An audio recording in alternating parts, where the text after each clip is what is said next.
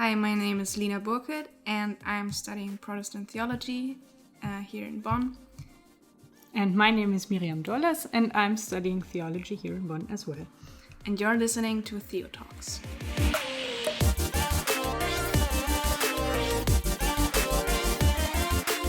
Today we've prepared a couple of questions that we would like to talk about. And our first question is, what was the job of your dreams when you were a child? When I was a child, at first I wanted to become a famous singer. That was just my dream. And later I wanted to be a judge. Oh, what? A judge. Oh, okay. Interesting. Yeah. And what was your dream job? I was all over the place when I was a child. First, I wanted to become an astronaut when I was very little. And then I realized that I was scared of flying. And then I wanted to have a restaurant. Which restaurant? Like anything, on a ranch. Oh, so amazing. Right. So, but that's pretty different from what you're doing right now. So, what was your motivation to study theology now? I think the biggest part of my motivation was my grandpa, because he was a pastor, and so was my aunt. So it kind of runs in the family and was always an option for me. Like when I grew up and learned about what theology is, and I always went to church as a small child and continued to do so. And when I started realizing how much is involved in the job and how much you can do as a pastor, I became really interested in it. Nice. So you think your family are the persons that gave you this influence, or? I think mostly the talk about my grandpa. I never really saw him in action, but the things that people tell me about him, and like when I meet people and they knew my grandpa, they always say, oh, he was such an inspiration and he was such an awesome pastor, and it gives you something to work towards, because I kind of want to become like, and not like him, but have the same influence he did in his church. Sounds good. I think that's actually a common thing that many have in their family history, some pastors or religion teachers or whatever, because my dad is a pastor as well, but he was always at school. He was teaching and being the pastor at a school. So I had never the experience how he actually acted with the people. And it was never an option for me to study it. Never. But then I started studying French and philosophy at another university, and I realized that's not the right thing for me, kind of. And then I took a break and took this huge step to just start it and see what comes. And That's really interesting. yeah. Do you feel like it was a good step? At first, I was hesitating because Greek. Right. And that was a struggle, but I said, okay, I'm just gonna keep continuing, and that's only the languages, and I don't want to quit because of that. And then I stayed with it, and here I am still. Do you think sometimes it's hard to stay with it? Of course it is. But I think whatever you study, sometimes it's just hard, and there are parts you don't like and others that are just easy for you. Yeah, of course. But if you overcome this, it gives you even more power to continue in the future, I guess. Right, I agree. Sometimes it's really difficult to realize that you're going forward because it takes so long. But then when you think back on what you've already done, it makes it all like worthwhile. Yeah, that's true. But what do you think is the hardest? Probably the languages, like you said. Greek I didn't think was as hard as Hebrew. Really? Yeah, but that's probably also because Hebrew was the first language I learned at university, and then all of that came with getting to know the things around university and finding your way and meeting new people, and that's a lot at once. So probably that. Languages are hard. But would you say today it was worth it? Yes, definitely. Because knowing the languages is awesome. Yeah. And I like working with them now that we're actually working with Bible texts, and I enjoy translating. If it's not like in a situation where you have to, it's a lot more fun. It's funny because we took the same class in Greek, and it's funny to hear that for you it was easier than Hebrew, because for me it's just the other way around. Just Greek was my first language and at university, and it was so hard, and being new there and don't know where to go and who to talk to, and just stay on a track. It was hard, but we did it. Yeah, we did it. And I also think I did both languages twice, and that's why I'm still here where I am now. But I think it's important to realize that that's also okay. That happens to lots of people. It took me a really long time to kind of get over it, because in school I was always really good at languages. And then I realized that learning them that fast is a lot more difficult. And having to learn them in order to keep going was also big pressure.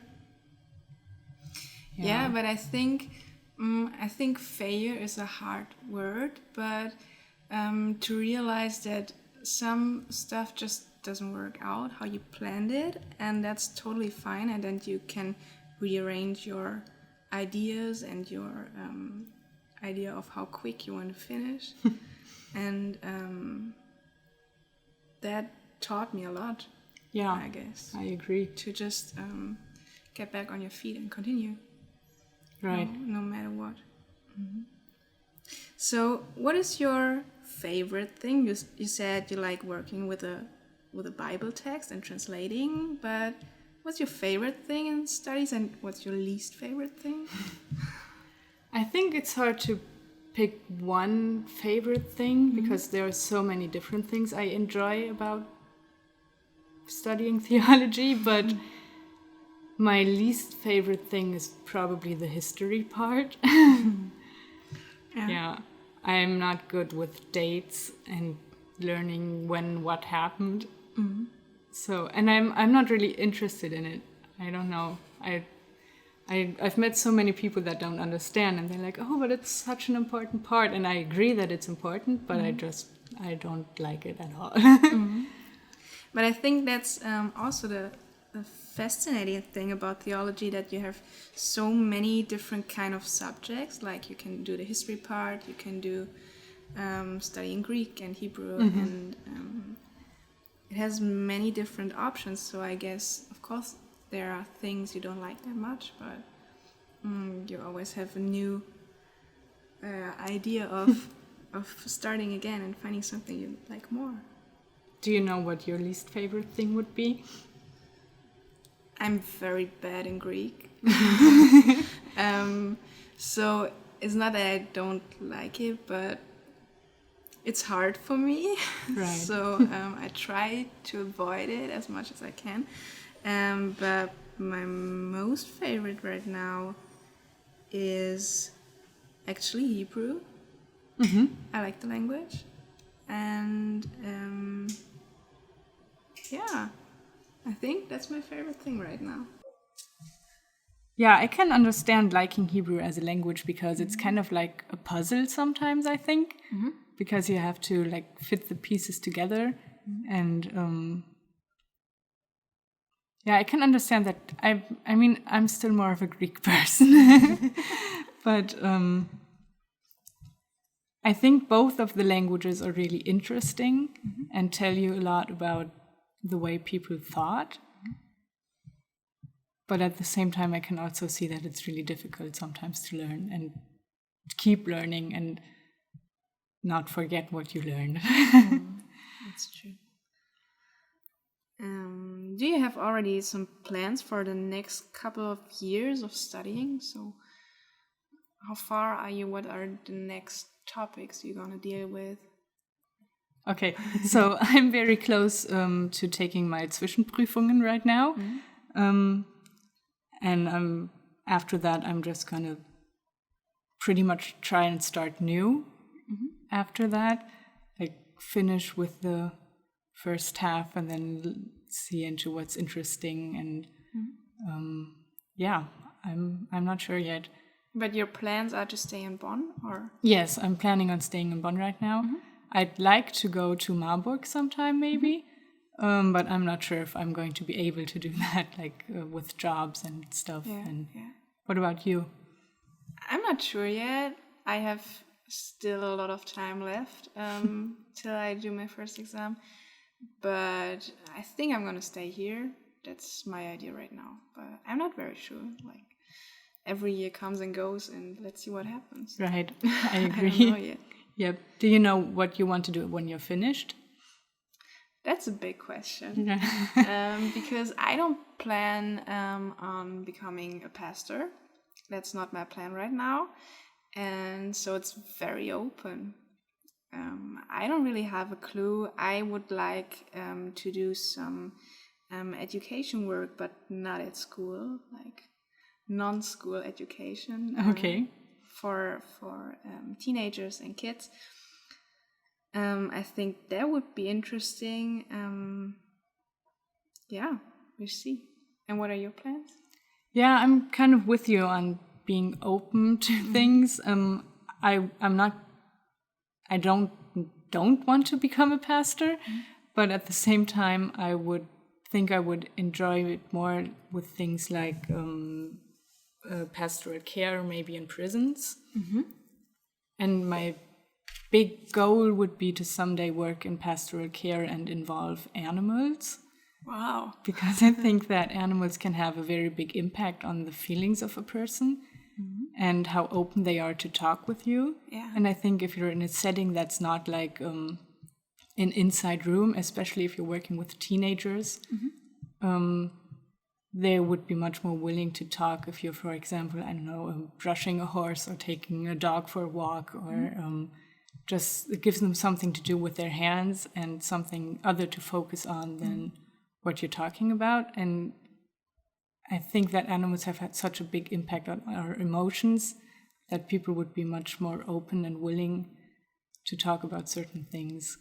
Yeah, so nice, but that's pretty specific. Yeah, that's pretty specific, but also in a way it's, there's so many places you can go with that, like maybe in a prison with teenagers or something like that, or maybe just make it a thing of its own. And people have to understand where you're coming from and want the same thing, because it's not something you can just start doing. So I don't know, I'm going to see what happens.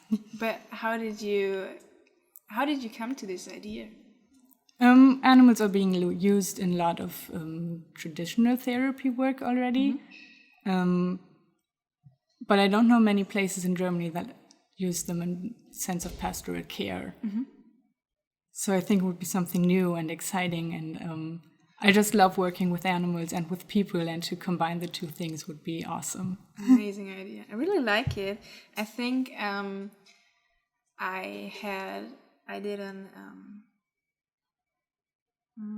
I participated in a youth exchange program to Israel, and our Israeli guide, he was a natural therapist, and it's a thing that's not that common here in Germany, but very common over there in this kind of communities.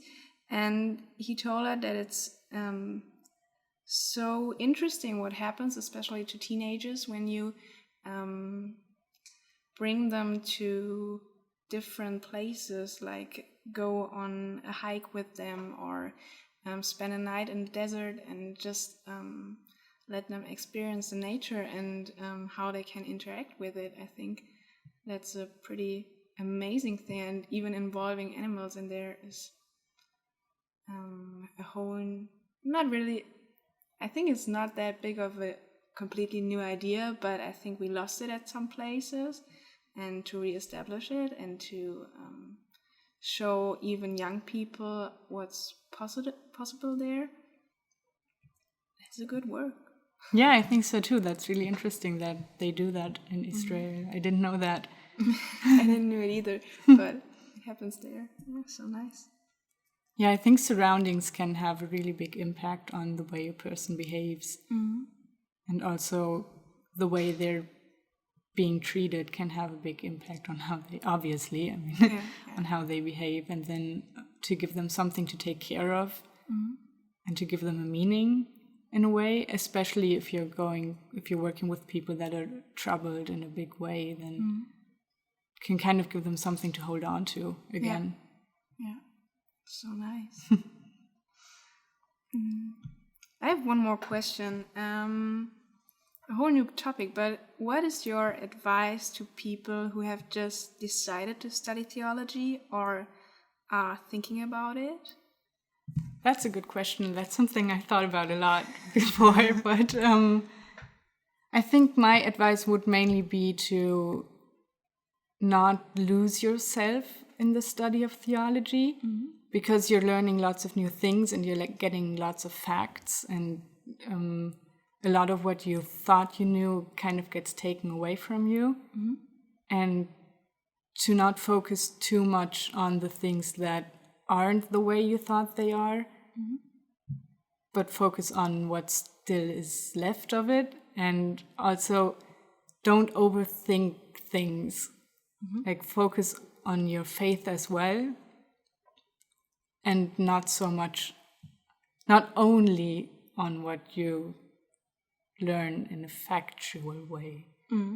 I think that's an interesting point, because many people talk about it.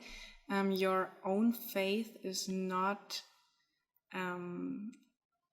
necessarily the subject of our studies, and many people think so. Right. And that would be my advice. When you want to strengthen your own faith, studying theology does not necessarily give you this in the first place. Yeah, totally. It takes a lot of time, and it gives you a lot to think about. And I think it's often misunderstood. Even when I tell other people that I'm studying theology, it's not that we're talking about our personal faith all the day. Yes, that's another good thing, that you could probably advise people to not listen so much to what other people think about what you're studying, but start doing it, get to know what you're studying, and then judge for yourself, and not go on by what people think that you're doing. Yeah. And it's totally fine if you say, okay, I don't agree with this cliche, or even admit that something is maybe true. Yes, absolutely.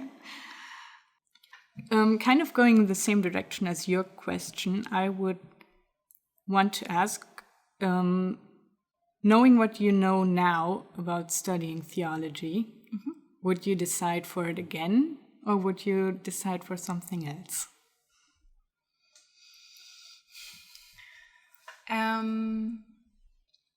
So right away I would say yes, I would do it just the same way again. But I would like to tell my future self, like 3 years ago, that I don't need to struggle that much with cliches, because it takes a lot of power from you to justify yourself all the time. And if I like what I'm doing, that's perfectly fine. So I would definitely do it again, but maybe in a more relaxed way, and say, okay, that's what I'm interested in, and that's okay. I totally agree, especially on the part of being more relaxed. I would totally tell myself to just go with it and not struggle so hard to always do everything right the first time. And especially with taking exams and stuff like that, that it's okay to be nervous, and it's okay, and it's also okay to be scared and not just nervous, because you don't know the situation, and it's okay not to get everything right the first time, and I think if that pressure is taken away from yourself, then it's much easier. And maybe even not forgetting about your own dreams and ideas. I had to struggle a lot when people asked me, but why don't you want to become a pastor? And I'm like, I don't feel like it. And I felt like I have to justify myself, and that's not the case. No, absolutely not. I think we both have ideas that are just not mainstream right now, and that's totally fine, and that's the interesting stuff about it, because many people are just not mainstream anymore. Which is good. Which is amazing. Okay, that was a really interesting conversation. I had fun talking to you. Yeah, thank you very much. And thank you for listening to Theo Talks.